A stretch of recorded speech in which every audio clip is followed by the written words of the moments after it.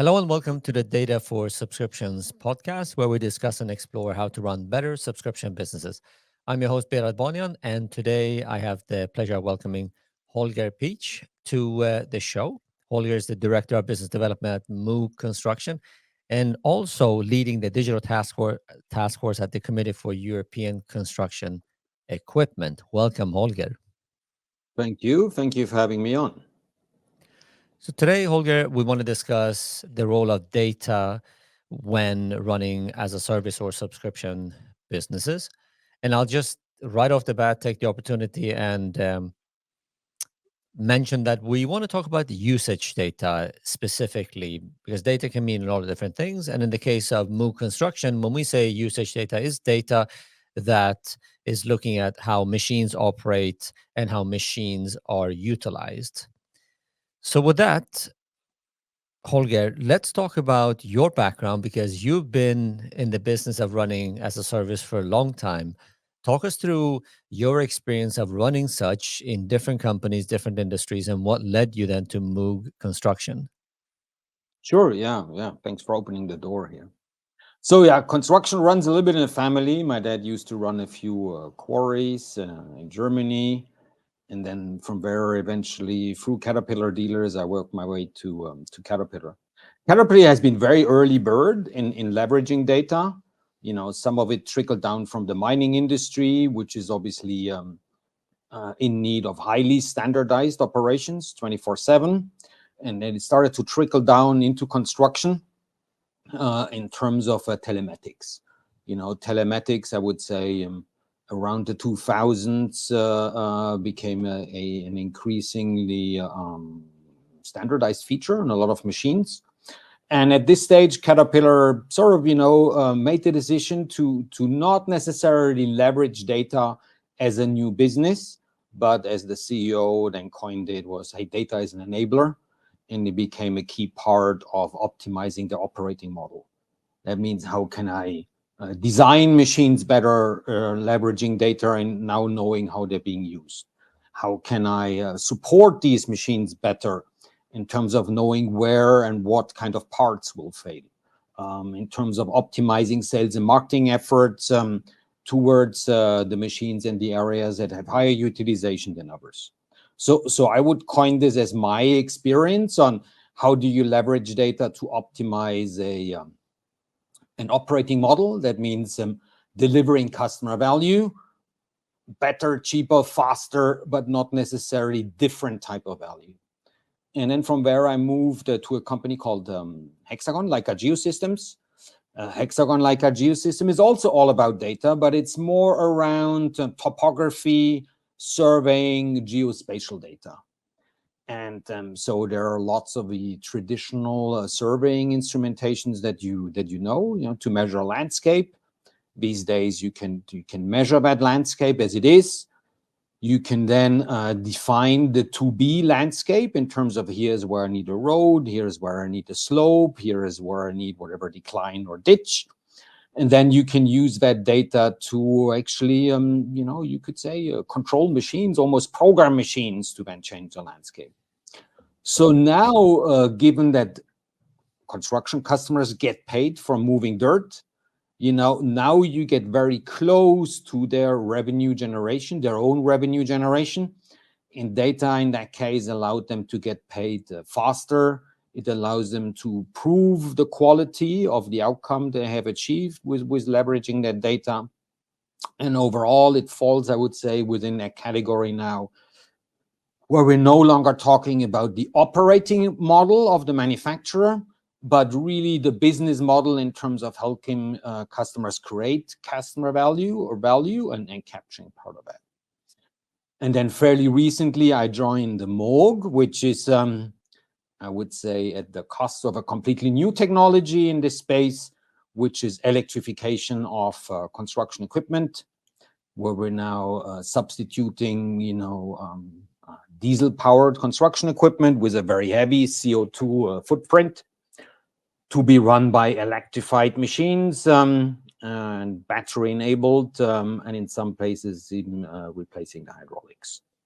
So their data plays an important role, just to make the whole system work, So then you need to be very smart in terms of how you actually use a battery. So you optimize its life, you optimize its power, you plan the recharging, and then also data plays an important role here in terms of making sure that your investments work out and that you keep the object safe. So very different companies, very different stages of their maturity, all of them somewhat leader in their fields, but very different value propositions and very different data that is required to make these value propositions work.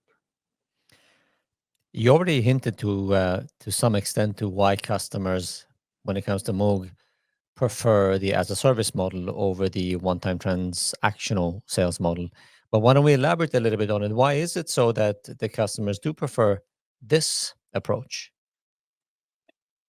Yeah, good point. So I think in the construction industry, there are very three important factors, that allow customers to make money. Assuming that everybody could build the same road. The road is a road is a road. So then what is important for their own value creation is, on one side, is asset utilization, right? So these are very heavy pieces of equipment, and you want to make sure that you basically identify underutilized assets very quickly, as well as overutilized, because those are basically indicators for a bottleneck. So data around machine utilization and asset utilization is very important. The second one is there is a potentially very high cost of downtime. So if one of these machines break down, potentially a whole construction site could be down. And last but not least, you then also want to optimize the timing of investing and divesting. So if you now come to the party with a very with a value proposition that has a very high acquisition price, even though running and maintaining electrified equipment is extremely low compared to keeping a diesel engine running, let's say, but the upfront cost is significant, and because customers do know what they pay upfront, but they don't know to what degree they're going to use it as much as planned for as long as they planned with the intensity they planned. And there is still today some concern about, well, what is the residual of a battery in residual value of a battery in 10 years, right? Right. So people, in terms of getting their toes wet, prefer, I would say, a pay-per-use or a power-by-the-hour model that allows them to kind of, well, get their feet wet, and it's not just you put an electrified piece of a construction equipment on a site. You then have to adjust your own operations, right? You need to see, how do I get electricity to the machine? How do I train my own people differently? And so all of these costs and all of these concerns obviously are easier to be shared for customers if all of that becomes a pay-per-use service. So that is a lot of feedback that we got. Obviously, at some point, for a customer as well, at some point they need to decide, okay, well, how much do I need to learn and how far do I go with this before I switch to a new operating system myself? Yep. And I think in this case, for high utilization assets, a pay-per-use model might or might not be the right solution. We're in the very early stages of this, so it's going to be exciting to see how it maps out. No, but it's interesting with Caterpillar, who obviously, with the example that you gave, your own experience, have been doing this for about 10 years, and 10 years feels like a long time. But if we think about the construction industry, we're often speaking about companies that have been around for 100 years, if not longer. So you're absolutely right to say that in the bigger picture, we're just at the beginning of much more to come. But it's still very interesting to hear you talk about why customers are choosing the as a service or subscription model over. I do see myself as well. There's a convergence between technology, uh, such as, for example, the electrification and the batteries is a big factor here. In fact, also think that there is just a general maturity towards this kind of a business model as opposed to 10 years ago, if not a little bit longer back, where it was fairly new. It was something that you wanted to just test and trial, while we've seen many industries dipping their toes. I wanted to ask you, what are the key metrics that you track? Yeah, obviously. So we have a few internal operational metrics. We have a few customer metrics, obviously, of course. So I think one key element for us, given that it's the source of powering all of the electrified machines, are these energy modules, and so they're basically, we think of a battery as what you put in your remote control at home. These days, there's still some chemistry, but everything that runs around it is like highly sophisticated software that regulates the machine safety, the machine charging times, the machine how many life cycles, the temperature, the expected usage. All of those are metrics that are extremely important to optimize the expected life, the runtime, the safety for batteries. So those are areas where today we basically depend on data to a large degree to optimize, to help customers optimize these investments. So and then there's another element that is about like optimizing running of the batteries.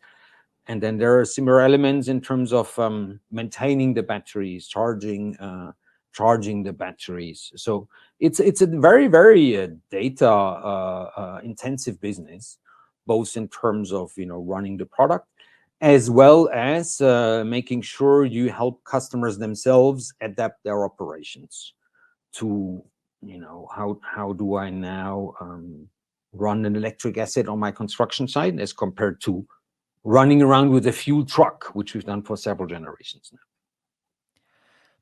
Holger, the fact that the usage data that we framed is important in running such business models, I think is unanimously agreed upon. But in Moog Construction's perspective, why is this data is particularly important for you guys? Well, I want to name just two sound bites here. One is about mission critical, right?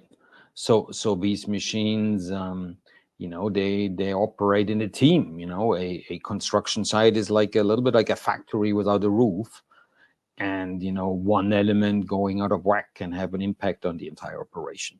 So very important from that point of view. And the other one is obviously the ability to have this in real time. You need to be able to have that data available quickly, and also as compared to what is the history of this particular machine, so I can compare the current data as compared to, well, what does that mean in terms of that same asset, what did it in the past. You want to be able to compare your asset compared to other assets in terms of, am I working with an outlier here? Is that a bottleneck in any way? Or is there anything different about this piece of equipment as compared to others? So you have the history, you have the comparison, and I think the third one, also very important, is a standard. In order to make profit, I need to have an asset utilization of X%. Well, how do I do against this target percentage? So data extremely important for our customers in terms of smooth, profitable, and safe operations. Do you monetize any of this data? I mean, you hinted to it already in terms of how you provide your different services, but perhaps you can elaborate on how you monetize the data. So yeah, I think when you look at the construction industry 30 years ago, right, you would buy a piece of equipment, hopefully with somebody who has a very good product support utilization. But then in terms of the risk, the utilization risk, as well as the timing of that was totally yours, right? So if you bought the wrong excavator at the wrong time, well, then you were stuck with an excavator for as long as you could get rid of it. And we've seen about 20, 25 years ago already a change that people, especially for smaller machines that get used in shorter jobs, smaller duration, smaller budgets, and a large part of that industry already has moved to a rental business, where now at least the time-based element I have control over as a customer, I can say, look, I will need this thing between April and October, because for that period I feel fairly safe that I have something to do. And so, but I don't have that full lifetime acquisition risk anymore. And then the next level, then really moving from eliminating this time-based thing, is now going down to utilization, where I don't just have time availability, but I also have the financial ability to adapt my cash flow with in terms of outlays, with my cash coming in. So if you take that a little bit further, it doesn't take very long to think like, well, why wouldn't that adopt also that same logic to like a battery energy module, where now you'd say, look, I just want to pay this power by the hour, So as I consume the energy, I'll pay you, and if I don't consume the energy, I won't pay you. And you already today in a lot of generators, diesel-enabled generators, you have these power by the hour concepts. It exists in a lot of standby business models. It hasn't fully worked its way yet into the construction industry and battery-enabled assets. But I would think if you had, and we pride ourselves of still having very, very differentiated products. But if you are in an area now where value propositions from a product perspective start to commoditize, being able to offer customers a pay-per-use model makes a significant difference. And anybody who has the data to do this, it will be a game changer, right? With immediate customer adoption. We ourselves see a possibility that the market will go this way. I don't necessarily think it's going to be the case for high utilization assets, but the word is still out there. And obviously the cost of non-utilization is another element. There's a cost that needs to be appropriately shared. With the system we have, we think there's going to be very high asset utilization, which makes it more interesting for customers to own an asset. But if you start ending up being in applications or sectors where they are cyclical, that definitely makes a risk makes a change in the risk for customers, and also their willingness to adopt technologies a lot quicker, no doubt.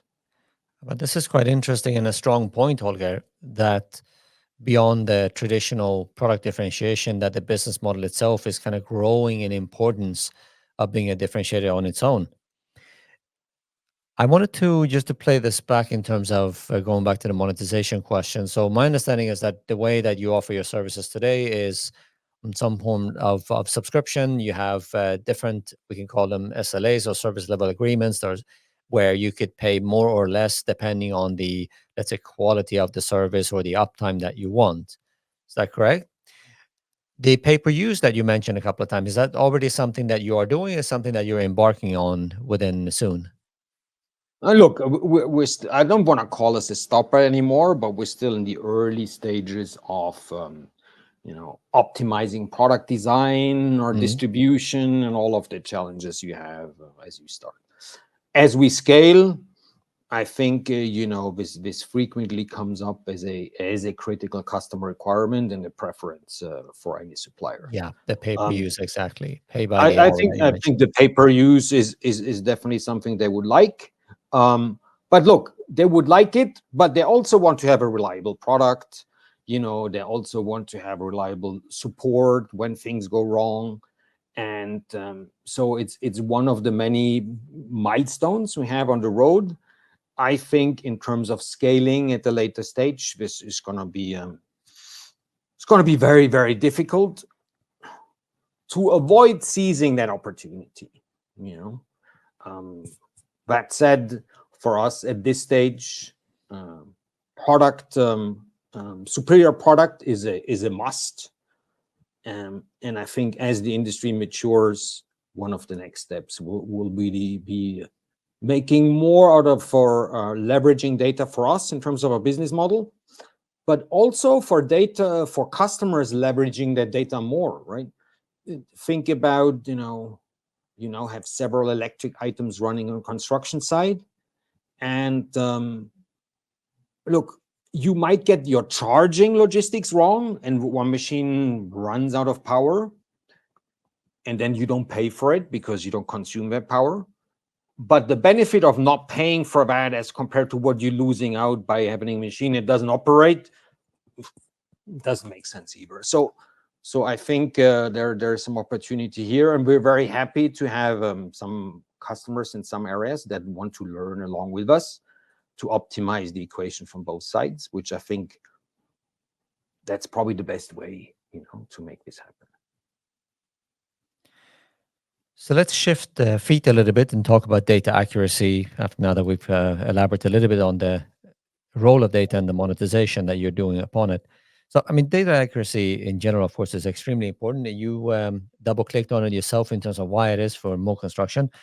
Just to mention a few areas that we typically talk about when we talk about why data accuracy is important is because you can imagine customer satisfaction if you're billed incorrectly, ability to manage disputes, data transparency. You've already mentioned that in your sharing as both transparency of usage, that is we're speaking about, or revenue leakage if we take it from the supplier side, if you will. And a common, I would say, industry learning is that on average there could be 3 to 8% of revenue leakage, and by that we mean that there is usage of one's products, for example, that that gets lost in translation, data that gets lost in translation. So imagine you're running a subscription business that has a revenue of 100 million USD. Well, you're looking at maybe 3 to 8 million of revenue that is left on the table.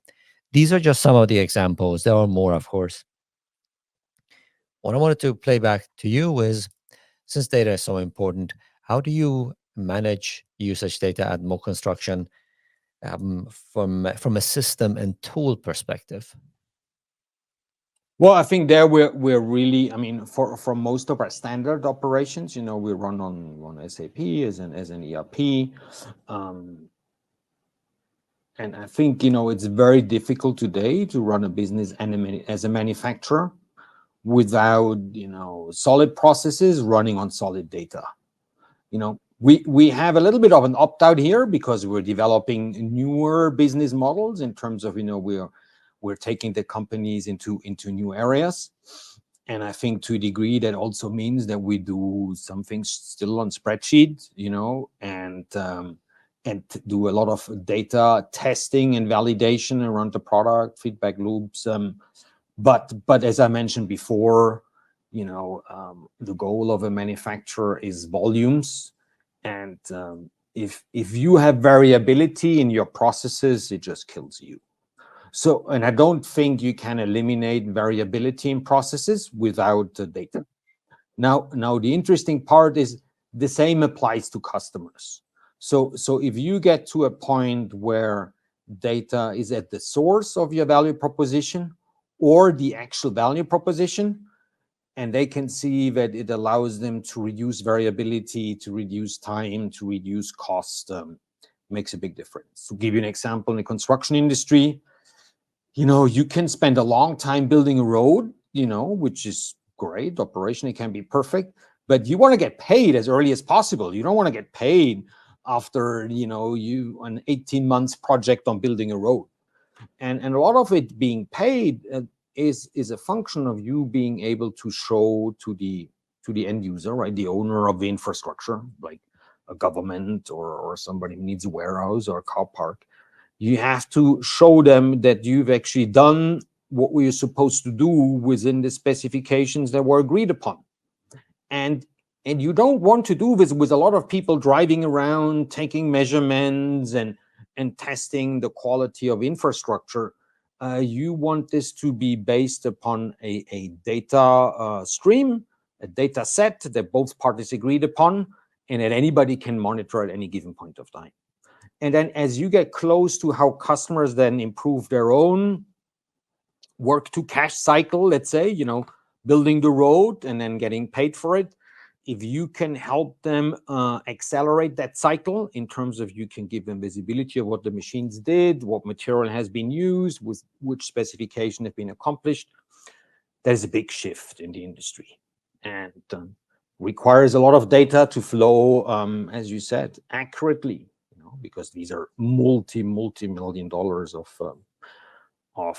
taxpayer money or other investments, that people need to put on the table to build and run infrastructure.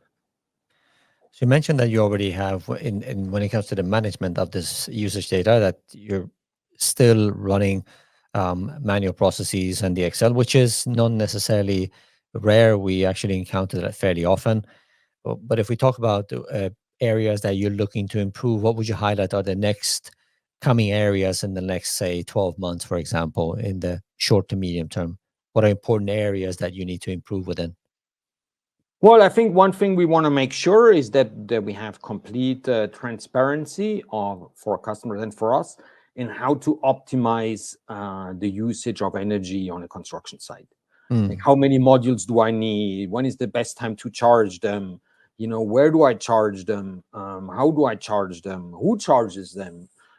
So I think that is an extremely important area. Obviously, product design and especially product safety is always on the top of the list, and that is not just, ideally data, not just about the product itself, but how people operate with these assets. There can be some risk in that also.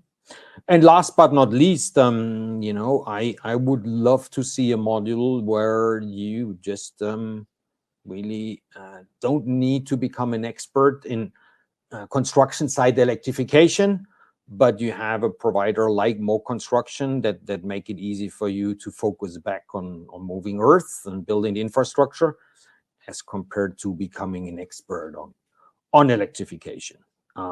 And so I could very well see then our value proposition and our income streams all linked together to that utilization element. So for me personally, I'm on the commercial side of the business. I hear this a lot. If you are very customer centric, that's definitely on the top of my list. There are also some financial elements associated with that. You have to mitigate the financial risk of now basically owning a lot of the assets that you hand out as a pay-per-use service, which again, the only way to mitigate those risks is data about the usage.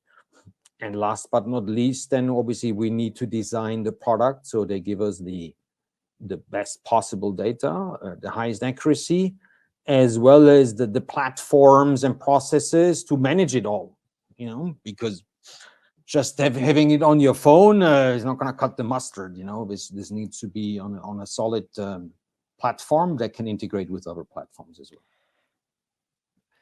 So we've, I think, to a large degree, discussed that we're speaking about multiple sources of data.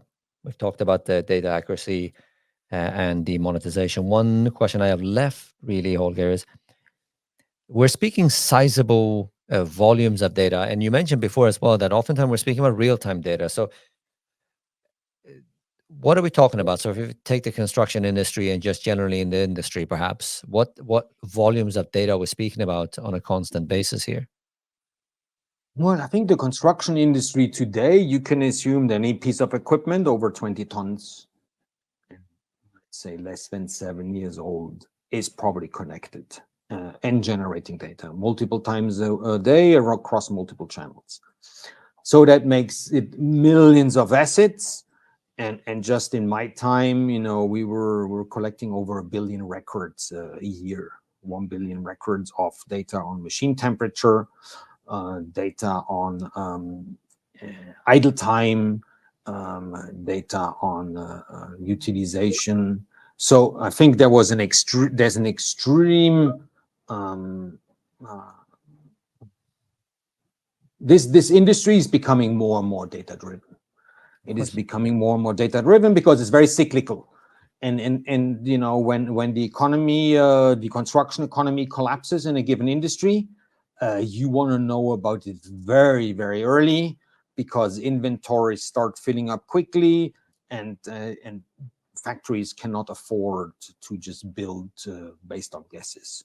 So I think Caterpillar was a very good example, and increasingly also we see customers driving a lot of their forecasts, their investments, their own operational processes based upon data.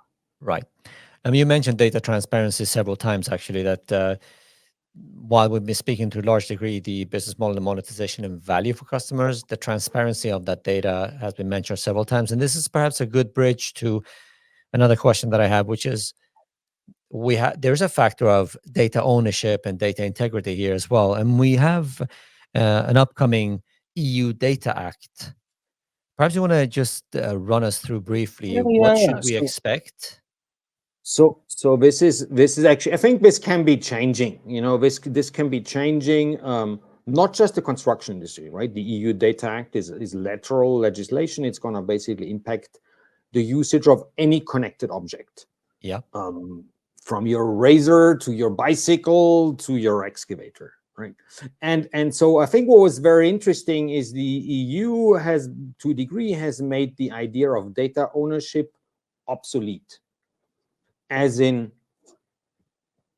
it's not really the question of who owns the data. If you are the user of a connected object that generates data, you have the right to that data for free.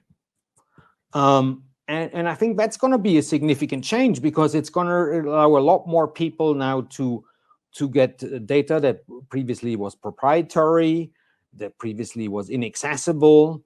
And the idea of the EU in this particular case, that this will feed a new economy of platforms, of value proposition, and hopefully allow them to keep the position in the B2B markets, where without doubt, in terms of, if you think of B2C and anything that happens with data on the internet, Europe has lost out. I think it's going to be also a big change for manufacturers and OEMs in terms of, how do I provide this data now? How do I provide it for free?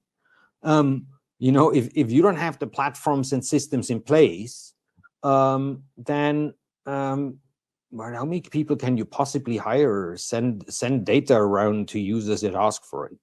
Yeah. Very, very exciting. And CC is the organization that represents all of the machine manufacturers towards Brussels. And they've been very involved in finding out, what do some of these definitions mean. So there is a lot of collaboration here to kind of put this in place smoothly and successfully. But it's going to provide a lot of people with a lot of data, and that will then also very quickly, I think, drive the question of, hey, look, let's say you have 5 different brands of machines on your job site, and they all give you an idea of battery status, right? So one says 62%, the other one says 80%, the other one says 50%. What does that even mean? What is 50% full for battery mean? And there are probably 100 different ways to calculate it.